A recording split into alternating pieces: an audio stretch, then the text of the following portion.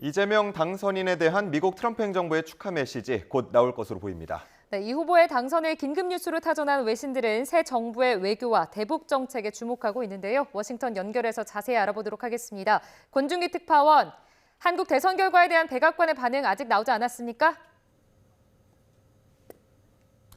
네, 백악관 브리핑에서 한국 대선 결과에 대한 질문이 나왔지만 입장이 발표되진 않았습니다.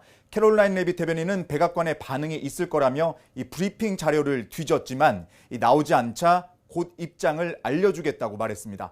이에 따라 백악관 입장은 성명을 통해 조만간 발표될 것으로 예상됩니다. 미국 정부는 지난해 윤석열 전 대통령의 계엄과 탄핵 과정에서 한국 민주주의의 회복력을 주목하며 변함없는 한미 동맹을 약속해왔습니다. 백악관의 성명도 계엄 사태 이후 민주주의를 통해 위기를 극복한 데 대한 평가와 당선인에 대한 축하 메시지가 담길 것으로 예상됩니다. 네, 많은 관심이 쏠리는 부분인데요. 이재명 당선인과 트럼프 대통령의 첫 통화 언제쯤 이루어질 수 있을까요? 네, 이 당선인과 트럼프 대통령의 첫 통화 시점도 관심입니다. 트럼프 대통령은 오늘 특별한 공식 일정이 없어 이르면 한국 시간으로 오전 중으로 이 통화가 이루어질 가능성도 배제할 수 없을 것으로 보입니다.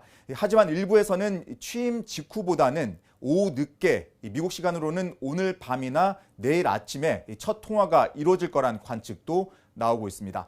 보통 정상 간의 첫 통화는 당선 축하와 상견례 성격이지만 트럼프 대통령 특성상 이 통상이나 안보 같은 주요 현안을 불쑥 꺼낼 가능성도 있어 보입니다.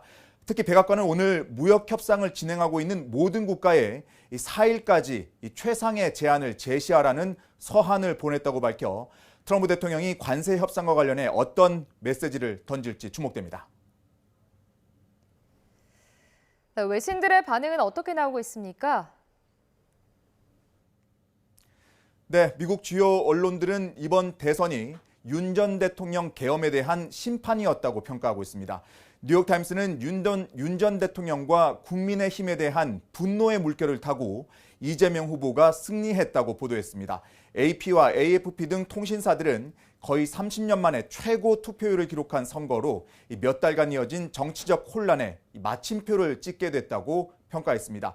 이재명 당선인이 펼 외교와 대북 정책에 대해서도 관심을 보이고 있습니다. 월스트리트저널은 이 당선인이 균형 외교를 지향한다며 한미일 협력을 계승하겠지만 중국과 러시아와의 관계도 배제하지 않을 거라고 전망했습니다.